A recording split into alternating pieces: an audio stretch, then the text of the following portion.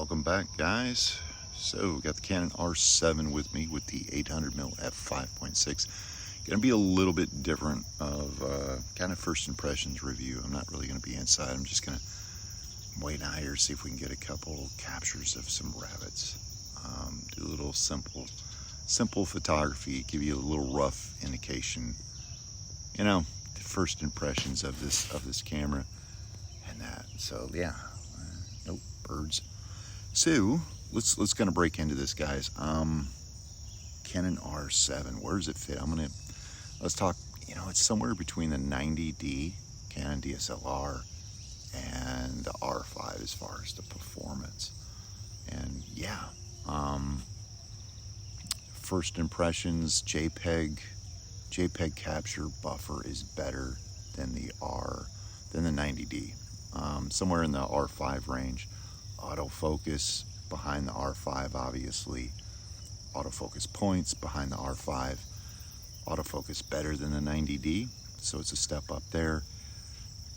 Noise level, obviously behind the full frame R5, but a little bit better than the Canon 90D as far as what I'm seeing. That. So the speed and that. If we want to look at the actual video specs, obviously way behind the R5. Does not have 8K. It does not have a lot of the goodies, but it's, I think, better than the 90D.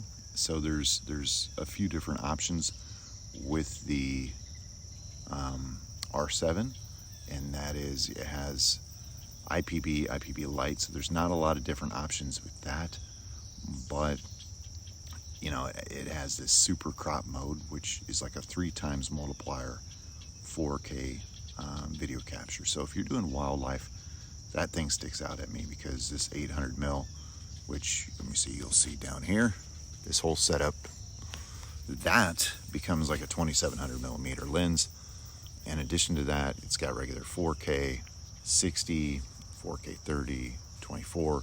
It has a oversampled version of the video, which is nice, which gives you a whole full sensor readout, kind of mushed down into a 4K video, which is supposed to be sharper, a little bit better quality than that. Yeah, build quality seems pretty good. I mean, it's the Canon build, you know, it's pretty much all plastic. Again, kind of like the R5, R6, very much in there.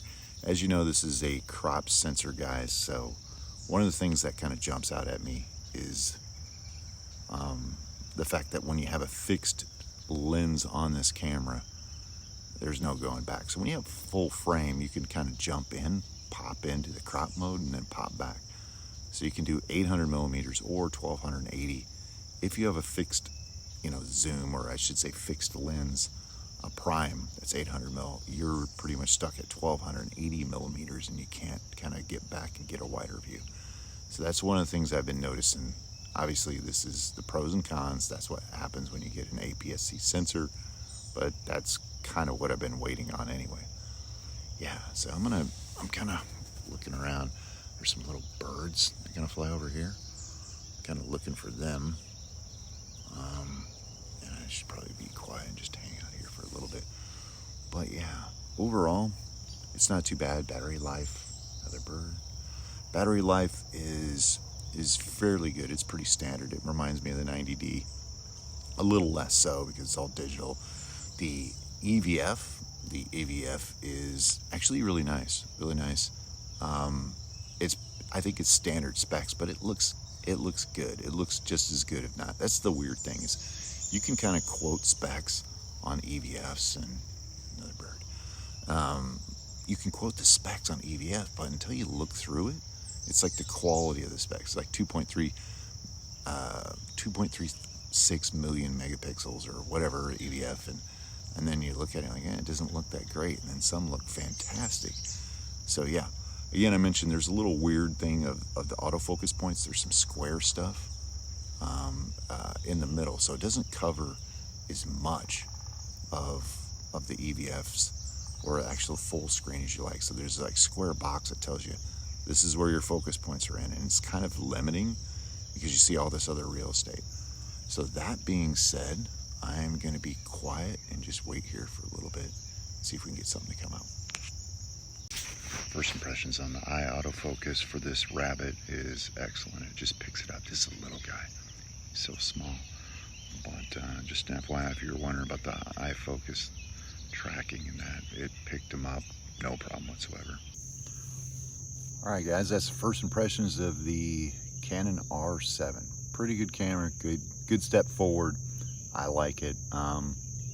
Comparing the R5, you know, I can pick up 2 of these and still be under the R5 price range. So yeah, it seems, first impression seems to be pretty good. Haven't really dove into the menus that much, but you guys seen some of the video quality, some of the photos and that, and yeah, we'll have more. But anyway, thanks a lot, guys, and hopefully see you next week.